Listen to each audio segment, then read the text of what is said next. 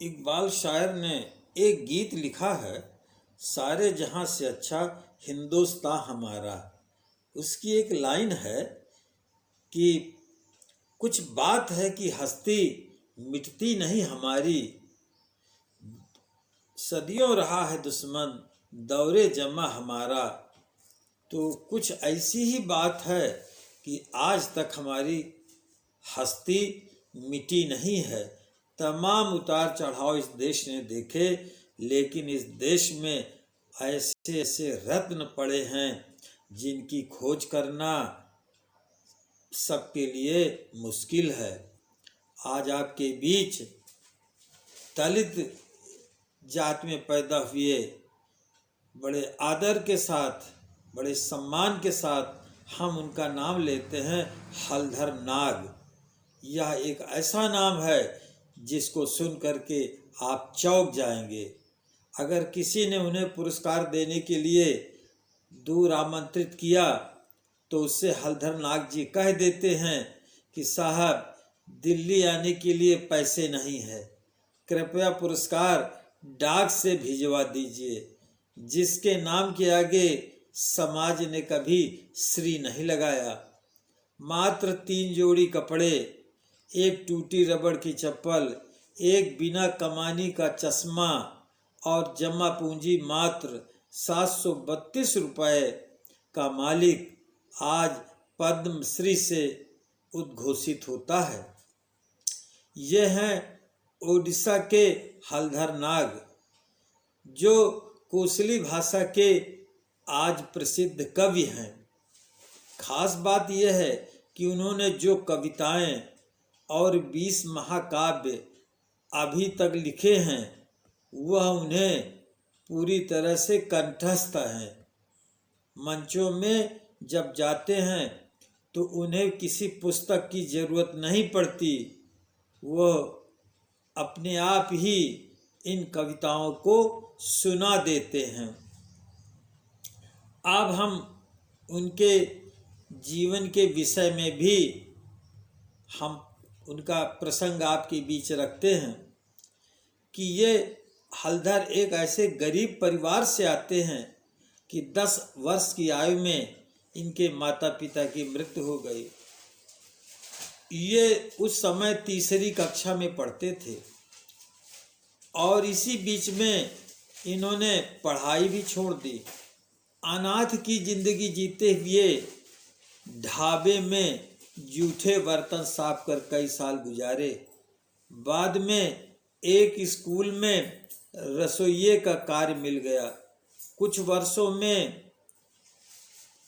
के बाद बैंक से कर्ज लेकर पेन, पेंसिल, स्टेशनरी की एक छोटी सी दुकान खोलकर जीविकोपार्जन किया। साहित्यिक विशेषता की बात करते हैं तो अब उन्होंने 1955 के आसपास स्थानीय उड़िया भाषा में राम शबरी जैसे कुछ धार्मिक प्रसंगों पर लिखकर लोगों को सुनाना शुरू कर दिया। ये प्रसंग सुनाते हुए वे लोगों के बीच प्रसिद्ध हो गए। इन्होंने एक पहली कविता लिखी, धो धो बारा गाजी, अर्थ है पुराना बरगद। ये एक समाचार पत्रिका में इनका यह गीत छपा। साहित्यिक विशेषता की बात करते हैं तो इनके 20 महाकाव्य जो आकार में बड़े हैं, सर्गों में निबद्ध हैं, उन पर 5 छात्र पीएचडी कर चुके हैं और संबलपुर विश्वविद्यालय में इनके इन ग्रंथों पर कुछ छात्र अब भी पीएचडी कर रहे हैं और वहाँ संबलपुर विश्वविद्यालय में इनकी पुस्तकें पाठ्यक्रम का हिस्सा है। आइए इनकी कविता देखिए। एक 5 अमृत कविता है। अमृत जरे 7 समुंदरों से, आकाश के चांद से, माँ की छाती से, कवि की कलम से। हलधर की कविता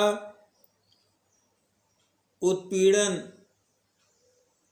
में विशेष बल देती है। स्कूली शिक्षा पर विशेष ध्यान इनका जाता है। इन्होंने अपने दम पर ज्ञान अर्जित किया है। जब किसी की योग्यता की बात आती है तो सबसे पहले हमारा ध्यान उसकी पढ़ाई की ओर जाता है, किंतु हलधर नाग तो तीसरी कक्षा से ही पढ़ाई छोड़ दिए हैं और इनका यह ज्ञान देखते ही बनता है। 2016 में पद्मश्री का सम्मान राष्ट्रपति के हाथों हलधर नाग जी प्राप्त कर चुके हैं। हलधर कविता का अर्थ है, चूँकि कोसली भाषा में लिखा है उन्होंने, तो उसका अर्थ हम आप नहीं समझ सकते, इसलिए हिंदी में इनकी कविता का भावार्थ आपके सम्मुख प्रस्तुत करते हैं। जो लोग मेहनत करते हैं और पसीना बहाते हैं, इनकी जिंदगी खेत पर ही कटती है। किसानों की बुरी हालत पर यह जग खूब हंसता है। खाद और बीज महंगा है, फसल का दाम सस्ता है। यहाँ की राजनीति में नहीं, नीति किसानों की। पसीने खून के बदले मिले हाथों के छाले हैं। थपेड़े हर तरफ से सहकर फसल फिर भी उगाते हैं। यह किसानों के लिए कविता लिखी गई है। तो ऐसे ऐसे इस धरती पर व्यक्ति पड़े हैं जिनके पास हर तरह का भाव होते हुए भी इन विषम परिस्थितियों में वो ज्ञान अर्जित कर ही लेते हैं और दूसरों को प्रेरणा भी देते हैं। आज स्वयं पढ़े लिखे भले न हों, लेकिन तमाम छात्र इनकी उन हलधर ग्रंथावली से पीएचडी कर रहे हैं। तो ऐसे अमर सपूत को बारंबार प्रणाम है। धन्यवाद। यदि आपको इन दलित जात से आने वाले हलधर नाग की यह सच्ची घटना, सच्ची कहानी आपको अच्छी लगे तो कृपया चैनल को सब्सक्राइब करके लाइक कीजिए। बहुत बहुत धन्यवाद।